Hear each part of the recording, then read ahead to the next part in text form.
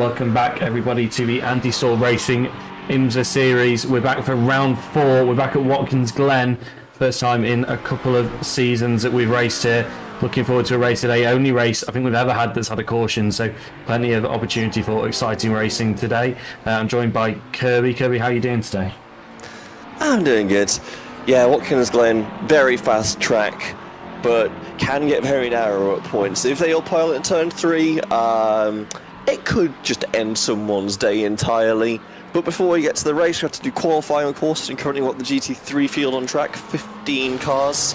Coming now into the final couple of corners. This section again really technical. Now you're braking, you can carry a lot more speed through there than it looks like in the final corner as well. He's just lifting off, he doesn't really get on the brakes that much. Then pick up the throttle early, brush as close as you dare to the wall, and Adam Jarvis is going to cross the line and settles the benchmark time of a 1:44.351. That's quickly beat by Ignas Vincereskis, who does a 1:44.0, and then quickly beat again by Matteo Ubertali, who sets a 1:43.8. He's the quickest driver of the day so far. Cross line for Adam Jarvis, who will get a 44.04. That'll give good enough for third. Vincereskis resecures fourth place. Oriel Falk goes P1 overall, and third 43.6, looking very speedy right now. Yeah, it was a big jump from his previous lap time and goes 2 tenths clear of the previous provisional pole sitter. Daniel Morphy on a belter of a lap right now, though. Yeah, here he is through the final corner. Purple middle sector. I think he had another purple sector as well. It's maybe nicked away by another driver, but this is definitely going to move him up the order. Not a final sector improvement though. So only 7 fastest, half a second off the pace overall, but that final sector was where he lost most of that time. The rest of the lap was very competitive, so we'll hopefully see him improve again. He's got a bit of a toe here. Oriel Falk with 2 yellows and a purple sector 3 on this run, so aiming to improve his time, but it's yellow and purple so far. So he's going to need something a bit more impressive in the final sector if he wants to improve. Use all of that runoff, you can do that. Daniel Morphy moves up to P2 on that second run, so that's much more like what he would have been expecting. Oriel Falk is going to come across the line. Does he extend his margin at the front? No, he doesn't. He did go quicker though, according to my timing screen, so I don't know if he invalidated that lap with an off track. And the time ticks down, and I'm looking at the 21. Does he make the line? Ooh, 2 seconds to spare, and he will come across before the checkered flag comes out. Matteo Ubertali was on the front row earlier on in the session. He's been demoted down by that impressive lap from Daniel Morphy, and that being one of the 2 BMWs racing. So all that's left to do is Matteo Ubertali looking to improve, but it's yellows and a green. It's not really enough. He's carried on the lap, so clearly thinks there's maybe potential as he takes the line, and it is an improvement actually, but doesn't move him any further up the grid, unfortunately. Gutierrez will come across line 28.2. Gutierrez 0.4 off the pace. No, Gutierrez is the 1.4 off the pace because it's Prem P1 currently with Cabanero almost setting the same time, only 12 thousandths off of that, with Verdonk now taking third. Jeffrey Ross goes fastest in the BMW. Another impressive performance from him. The BMW making a bit of a comeback this season actually. No Acuras on the grid at all, which is a big change, as we've discussed a couple of times. Priam puts it on top with a purple final sector. Mega final sector, yeah. Sector 2 and Sector 3 weren't anything special. Yellow for him, and that's a big improvement in the final sector to move himself that far up the order. Carlos Pons sets a lap time finally. He'll be happy with that. Only P8, but at least he's got something on the board. And that's all over the grass there for the previous provisional pole sitter who dies out the way of his teammate. He's going to reset to pits to get a freshly recharged battery and go straight back out. Emery Kamaldau goes up to P4. They'll be pretty happy with that. Liam de Kock is going to try and find improvement. He has pretty much everywhere and comes across the line, and it's a 28.6, so that doesn't move him any further up the order, unfortunately. So he'll be looking for more once again. Carrius very close to the wall there. Albert Preen, 2 greens, 1 purple, and 2 purples now with a yellow. Does improve, goes even further away from the rest of the field. That's going to make the job that Elo Cabinero is trying to do as he comes through the final corner even more difficult. What's he going to be able to do? He was purple in 1 sector, and it is an improvement, but it's not going to get in pole position. Gutierrez, though, does look like he's on a real push lap. Was P7, Now and P3. puts it up to P3, 27.7 as the checkered flag flies. Supreme will drag the field, 9 hypercars in tow to the green flag. Barney gets it out, waves the flag. We are racing here at Watkins. Glen already 3 wide for 4th place, down towards turn 1. They have to get this sorted, and someone backs out on the inside there. Send it out wide. That is Emre Kamildar who goes out to the outside there. Gets it single file just about coming up the hill as the GT3s now take the green flag as well. As Romain Dubert taking a pit lane start instead of going with the rest of the field. Hypercars have made it through the S's safely as they all pilot turn 1. Minor tap there between, I think Marco Lopez goes around. Big contacts. Does manage to get spun right way around though. Will drive off as the rest of the field now up the S's they go. Oriol Falk side by side. Yannick Gerards just edges up in front, gets given the space there. Be very happy with that one as they now make the charge in towards the bus stop. I think we've made it through mostly unscathed, aside from that one incident. Ring Motorsports ring 235 right now. Kellenberg around the outside there. Oh no, sorry, he's the defending car. He's being overtaken. Matteo Lemo's had a pretty good start. He's up about 4 places from where he started, and he's racing well. Back on the attack though, Michael Kellenberger is going to try and go down the inside here. This should be a hell of a dive if he makes it. He's going to try it though. Later on the brakes. Contact, and they keep it going. Just get squeezed on the apex there. Not what you want to see. I don't know if that was intentional or not, but just a little tap to the rear, just saying, hey, watch it. Just what happened to Mark Lopez on pit lane entry. Given the back of Teddy Bloman, I think that is, on one of the other DLR cars, and conveniently enters the pit lane. He did get a meatball though, so not too bad for him. Liam de Kock also got a meatball. This is the instant for Liam de Kock. I believe he just made the pass going on the way into the bus stop, and then it's really unfortunate. He nearly got away with it as well. He has got a meatball, so he must have some sort of broken suspension. Oh yeah, no, that front tyre does not look like it's going in a happy direction. This is what happened on lap 1 in turn 1 in a GT3 field. It's just a just getting stacked up and turned. Classic lap 1 incident. Three wide, and he just makes it down the inside, and then boxed in behind Elo Caballero. That's going to give Albert Preem a big bit of breathing room. Back up to a second now, the gap. That's what I'm saying though, you have to make these high, sometimes you just have to get past the GT3s, because otherwise you're the one getting boxed in on the apex of a slow corner. You have to get past people, otherwise you just hemorrhage lap time. Preem knows this, and he's making full advantage of it, and has pulled away almost a second now to Oli Caballero. Albert Preem's extended his gap here quite successfully. Emre Kamaldar is the driver that's going to be able to make the most effect of his traffic, as that looked almost choreographed as they made their way through there. Elminet, that 4X deemed a racing incident. Dave Van Eyck probably won't be too bothered. I'll tell you what though, he's not really gained on Rensverkerk. Slipping and sliding there for Alvaro Gutierrez as he makes his way through.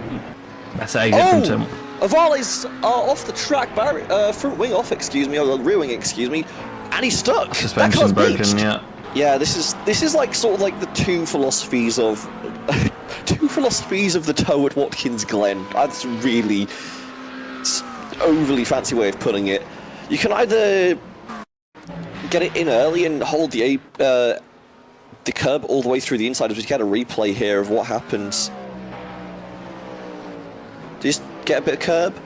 Tries to dive the inside. That's a bit late to make that. And he gets pinched.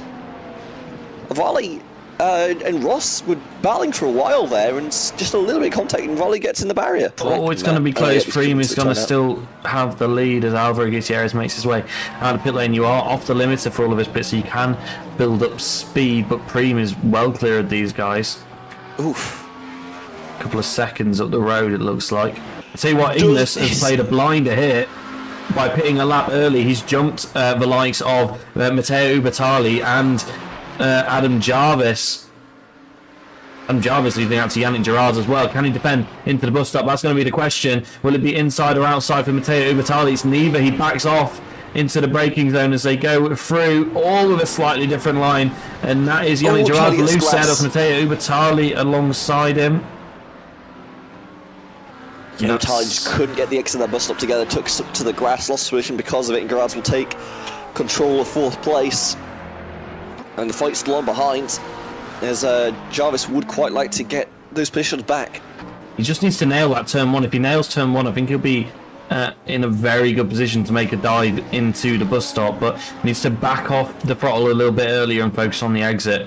So if you build that momentum... could do wonders for Verdonk here, though, because that's going to slow up Russell. And he goes 3 wide, straight down the middle.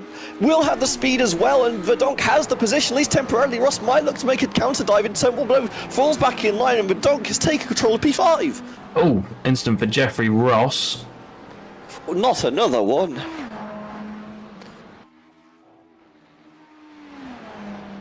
Oh no. Getting all towers about storytelling at its finest, yeah. Oh, and smashes into the wall. That is what we call a get a tow going, because that car is not making it back to pit road under its own power. It's Caballero and Preem looking very close. This is going to be traffic, though. This is the main GT3 fight that's going on. So it's in turn 1. He crashed for Albert Preem as he tried to make his way through the traffic. Let's take a replay of that and see exactly what happened. Immediately under investigation. We cut to this at the right time, down the inside, and just catches a rear corner. And does he hit the wall just? But he's going to be able to carry on, I think. Yeah. So where's he come out? He's still running P2, but he has got a meatball. But it looks like he's still able to at least drive it, even if it's not at an optimal pace. So he's going to get it back to the pit lane, do that fast repair, and try a recovery drive. But he's about 10 seconds off the lead right now. Vincharevsky's, is that a 15-second time penalty? I believe it is. That's for turning in on Albert Preem. So Ignis went very happy with that, because that's going to drop him out of this fight. At the moment, it would only drop him to P5, but I believe he's got another pit stop to make compared to Daniel Morphy. Yes, he does. Yes. So Morphy, Gerards, Elmer's down. The drivers that have taken their second pit stop. This battle that we're seeing in the GT3 Pro field right now, all drivers yet to pit. What's happening? Gutierrez and Keldar looking very close on track as well. Battle for P2 in the hypercar field. So I've got 2 things to keep on top of, which is always fun. We'll keep an eye on this. We know that the move is going to be difficult for Gerards anywhere else around the lap. Tell you what, though, I think they're alongside. He's trying to go around the outside. That's never going to work. Oh, and he's all over the back of him here. He might try for a move into the hairpin at the end of the straight. Does he have the speed? Yeah, he's going to go for it. Oh, no, shows a bumper and backs out. Nah, I like that. You've shown you can close the gap reliably. Just spook him. Just spook him. That's all you need to do here. Force the error. Maldar going for the move down the inside within a 10th, and no, backs out of it. Can he follow through the bus stop? He can. It's really impressive stuff there. He's clearly got a lot of grip. Guys trying to take the 1-2 away from the Iridium Motorsports team round the outside into the boot. No, just set up for the exit. You can maybe just generate your own overtaking opportunity here. It's getting closed off a lot though. Oh, dives him! Switchback attempts. Keldar can't quite get it inside though. It's a purple sector 1. Oh, Keldar. Vincharevsky's hit some wall on the entry. He was very close if he didn't. Jarvis this is the problem with GT3s. No, he just pushed me out. Oh! Keldar gets him on the run to the line. Identical race finish time from the two of them, it looks like. Oh, Gutierrez thinks that they made contact in the final corner. We'll take another look at that. We're just going to watch this Gerards fight to the finish. I was being so entertained by the race, I forgot it had to end at some point. Caballero wins! Completely missed that, but Gerards is going to try. This will be his last attempt if he can. Race controller already looking at that instant at the front.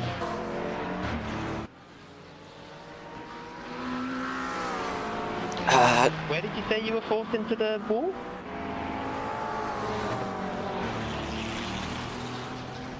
Ooh. Bro, not in the last lap. What's he saying? Gerards is unhappy about something there on the last lap. I'm not sure what it was. Well, we've got the post race, so we'll be able to look at some replays. I think that was Jarvis who took the wall. They'll finish in position 4, 5, 6. Rod Vinsritsky's Jarvis. Vinsritsky's with that penalty will drop down the order here. So Kamaldar's going to go down the inside. Oh, and then I don't know if there was contact. I think they were both ending up in that wall, whatever happened from that first glance.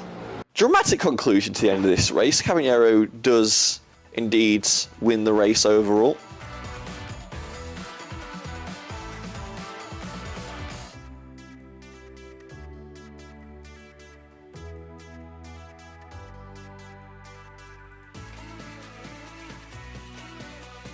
Thank you very much, everybody that joined us today, and we'll see you next week.